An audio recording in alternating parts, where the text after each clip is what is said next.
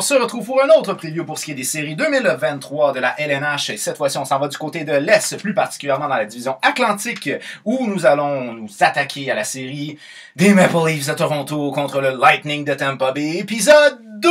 Oui, puisque l'année passée, on avait connu une série qui avait opposé les deux organisations et le Lightning de Tampa Bay avait eu le dessus sur les Maple Leafs de Toronto. Ceci étant dit, on va se le dire très honnêtement, pour Dubas, le directeur général des Leafs, son test commence là.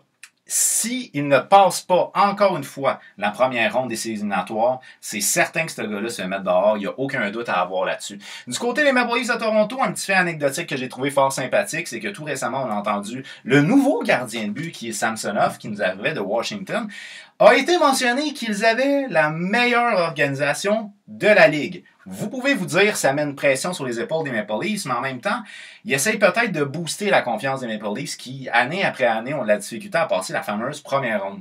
Alors bref, peut-être est-ce que cette année sera l'année pour les Maple Leafs de Toronto. On a deux organisations qui ont terminé deuxième et troisième respectivement dans la division Atlantique. Donc au niveau des points, sont relativement proches, mais c'est quand même deux organisations qui sont pas tout à fait pareilles. Ce qui m'a étonné par contre, c'est au niveau de l'analyse. Ce qui m'a étonné, c'est la moyenne de buts encaissés, elle est favorable aux Maple Leafs. Je me serais pas attendu à ça.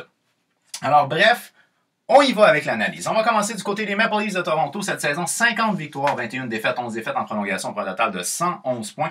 C'est une organisation qui a eu des moments un peu en dents de scie. En fin de saison, on n'avait même pas de gardien de but. On signait des contrats de une journée. C'était un peu bizarre ce qui a été fait en fin de saison du côté des Maple Leafs de Toronto. Mais il en reste pas moins qu'il y a eu des blessures qui ont été importantes, dont entre autres Matt Murray qui ne devrait pas être là. En tout cas, à ce que je sache, il n'est pas là pour le début des séries éliminatoires. Donc bref, ça peut peut-être jouer un peu. Mais il reste que nos joueurs clés vont être là. Fait que théoriquement, on devrait avoir une bonne prestation des Maple Leafs de Toronto. Une moyenne de buts marqués cette saison de 3,39, ce qui est la 9e meilleure offensive de la Ligue nationale. Une moyenne de buts encaissés de 2,68 et c'est là où je suis surpris parce que on est la 7e meilleure défensive. Quand on pense à défensive, on pense rarement aux Maple Leafs de Toronto, mais quand même, ils font partie du top 10 cette année. C'est quand même pas mauvais. Alors 2,68 de moyenne est probablement imputable entre autres aux performances de Samsonov, mais bon, en tout cas, il en reste pas moins que c'est pas une équipe qui est connue pour sa défense. Un avantage numérique à 26%, dis-je bien, c'est le deuxième meilleur avantage numérique de toute la Ligue nationale et un désavantage numérique à 81,9, ce qui est quand même pas mauvais non plus. Donc, on a connu une bonne saison. On a peut-être réussi à pallier des difficultés qu'on avait par le passé. On a terminé lors des 10 derniers matchs la saison sur une séquence de 7 victoires, 1 défaite et 2 défaites en prolongation. Alors, on parle ici, en fait, là, de 4 victoires d'affilée avant de finir la saison. Fait que c'est intéressant du côté des Maple Leafs de Toronto. On rentre en confiance. Et je mets les guillemets sur confiance parce que ils ont une pression qui est insoutenable de passer la première ronde. Donc, la confiance peut être quand même maganée avant de commencer cette dite première ronde-là. Le meilleur pointeur de l'organisation au cours de la saison, dommage, à 1 point. Mitch Marner, 80 matchs, 30 buts, 69 passes pour 99 points. Il était à 1 point d'atteindre le plateau des 100 points. Du côté des Maple Leafs de Toronto, plus qu'on avance dans le temps et plus qu'on découvre que Mitch Marner est peut-être même le cœur de cette organisation-là. C'est un gars qui est capable de jouer aussi dans sa zone. C'est un gars qui provoque beaucoup de choses offensivement. Il est un bon playmaker, donc il y a quelque chose de très intéressant. As long qu'il reste focus rendu en séries éliminatoires, parce qu'on sait que c'est arrivé, je pense, si je ne fais pas erreur, à 2 occasions en séries éliminatoires, que Mitch Marner avait fait des dégagements dans sa zone avec aucune pression dans les estrades. Tu vois qu'il y a un manque de focus des fois. Fait que c'est probablement la pression, j'imagine, des séries éliminatoires qui est peut-être un peu plus compliquée. Mais pour ce qui est de la saison régulière, une excellente saison régulière du côté de Mitch Marner. Par la suite, le deuxième meilleur pointeur de l'organisation est Nylander à 82 matchs, 40 buts quand même. Très bonne saison. 47 passes pour 87 points pour ce qui est Nylander. Nylander, lui, c'est le contraire. C'est le contraire. D'habitude, il sortait peut-être un peu moins fort en saison régulière, mais très fort en séries éliminatoires. Là, il a connu une bonne saison régulière, ce qui fait donc que il devrait être encore fort en séries éliminatoires, je suppose. Ou du moins, on le souhaite tendrement. Le troisième pointeur est Austin Matthews en 74 matchs, 40 buts également, 45 passes pour 85 points. De son côté à lui, normalement, c'est plus compliqué en séries éliminatoires, donc on espère qu'il va réussir à garder ses bonnes performances. Fait anecdotique, c'est que beaucoup de gens trouvent que John Tavares est décevant du côté de Toronto, mais quand même une saison de 80 matchs, 80 points, dont 36 buts, c'est pas mauvais, là. Il y a 1 point par match, puis il y a presque 40 buts. C'est quand même pas si mal, là. Enfin bref. Du côté des Maple Leafs de Toronto, on ferme le top 5 avec Michael Bunting en 82 matchs, 23 buts, 26 passes pour 49 points. Ça fait une méchante drop. On passe de 80 points à 49 points entre la position 4 et 5 au niveau des Leafs de Toronto.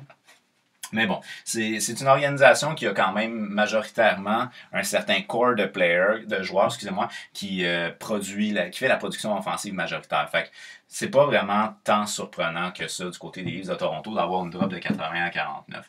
Par la suite, au niveau des gardiens de but, c'est là où ça devient intéressant parce que par le passé, c'était compliqué avec les gardiens de but du côté de Toronto. Puis on a peut-être trouvé notre solution avec Samsonov. Je ne sais pas par rapport à ses problèmes hors glace, s'il s'est corrigé ou non. J'ai pas entendu parler de quoi que ce soit pendant la saison, donc j'assume que oui. Mais une saison de 42 matchs, 2,33 de moyenne, 919, c'est très bon. C'est très bon dans une organisation qui n'est pas connue comme étant défensive. Fait que bref, franchement, il a connu une très très bonne saison de son côté à lui. Et il a lancé sa petite craque là, de dire comme quoi que son organisation est la meilleure de la Ligue. Est-ce que c'est parce qu'il y croit vraiment? Est-ce que c'est parce qu'il voulait infuser un élément de confiance dans l'organisation? Ce gars-là, s'il décide que, mettons, dans les 2 premiers matchs, là, il fait 3-4 arrêts là, vraiment spectaculaires ou très clés, ça va peut-être donner la confiance qui manque aux Maple Leafs parce que le talent, il est là. Ils peuvent passer la première ronde, mais il y a un élément de confiance qui manque. Et on a Joseph Woll. Ça, c'est intéressant. Joseph Woll est un des très rares produits au niveau des gardiens de but chez les Leafs de Toronto. Les Leafs de Toronto ne sont alors là pas du tout réputés pour former leurs gardiens de but. Puis souvent, ça va être des gardiens qu'on va aller chercher ailleurs. Donc, c'était le cas avec Matt Murray, c'est le cas avec Samsonov. Donc, ils ont été formés ailleurs. Joseph Woll, dans leur système. Ce gars-là vient de connaître une excellente saison avec les Marlies de Toronto. Et puis là, il a participé d'ailleurs aussi au match des étoiles qui s'est donné à la Place Belle de Laval. Et puis là, il se présente, je pense que c'est en fin de saison, en tout cas, il y a des petits bouts ici et là, avec 7 matchs, 2,16 de moyenne, 932. Je vous dis pas qu'il va maintenir du 932. Je suis pas en confiance non plus qu'il va être le gardien de but partant l'année prochaine, mais c'est quand même, ça va dans le bon sens. Alors, on a un gardien de but ici qui est un gardien de but d'avenir du côté des Maple Leafs de Toronto, qui va pouvoir avoir un peu d'action, mais Samsonov, on est assez en confiance du côté de Toronto pour commencer les séries éliminatoires avec lui. Par la suite, on va y aller du côté du Lightning de Tampa Bay. Le Lightning de Tampa Bay qui, comme vous le savez, a joué beaucoup de hockey dernièrement, mais il en reste pas moins que tous leurs joueurs de leur top 5 ont joué 80 matchs et plus. Donc, des blessures, il y en a eu, c'est sûr, mais peut-être pas tant que ça, finalement. Alors, est-ce que c'est l'épuisement? Est-ce que c'est le manque de focus du côté de Tampa Bay qui fait qu'on a eu une saison qui est correcte quand même, et pas mauvaise leur saison, mais ils font plus partie des 2 meilleures équipes au niveau de la Ligue? Dur à expliquer, mais il y a quelque chose qui a changé du côté de Tampa Bay qui fait que l'équipe est peut-être moins dominante qu'elle a été par le passé. Mais c'est une équipe qui a beaucoup d'expérience en séries éliminatoires. C'est une équipe qui a une ligne qui est la 4e, dérangeante, expérimentée. Je vous donne des nouvelles de notre cher Corey Perry qu'on a bien aimé. Une saison d'à peu près une 20aine de points, donc rien à se péter à la tête ses murs. Pas loin de 100 minutes de pénalité par contre. Mais c'est un gars qui trouve son sens en séries éliminatoires. On pense à des gars comme Pat Maroon, entre autres. Ça trouve leur sens en séries éliminatoires. Donc c'est des gars qui sont faits pour maintenant. Et on a des gars qui sont capables de se prouver en saison régulière comme en séries éliminatoires. Alors, du côté du Lightning de Tampa Bay, 46 victoires, 30 défaites, 6 défaites en prolongation pour un total de 98 points. Une moyenne de buts marqués de 3,41, ce qui représente la 8e meilleure offensive de la Ligue. Donc ici, on est 9e meilleure offensive, ici on est 8e. Fait qu'on est à peu près dans le même gauge au niveau de la production offensive, mais une moyenne de buts encaissée de 3,07. Ça fait peut-être un petit peu plus mal du côté de Tampa Bay. Je m'attendais pas à ce que les Maple Leafs accordent moins de buts que Tampa Bay, bien entendu, avec Vasilevski, avec des défenseurs comme Edman, comme Sergachev. Je m'attendais à ce que ça soit peut-être un petit peu plus à l'avantage de Tampa Bay, mais ça donne un avantage au niveau des Maple Leafs de Toronto.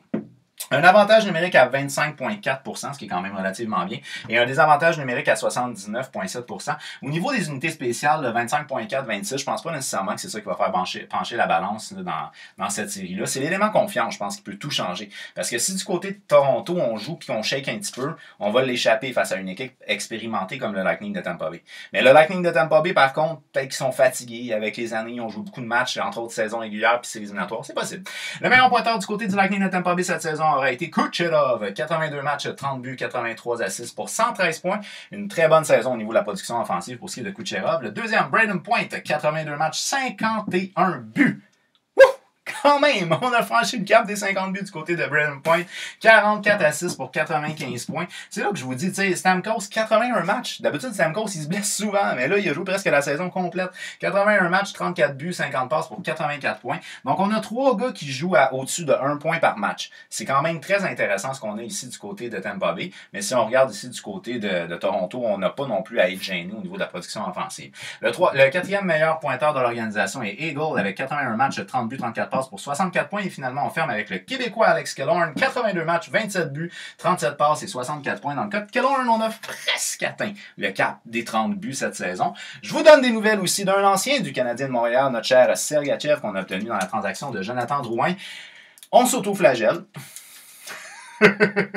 Sergachev qui a été utilisé entre autres sur la première vague d'avantages numériques du côté de Tampa Bay. Il est utilisé normalement sur la deuxième paire en termes de 5 contre 5. Une saison de, tenez-vous bien, 64 points en 79 matchs.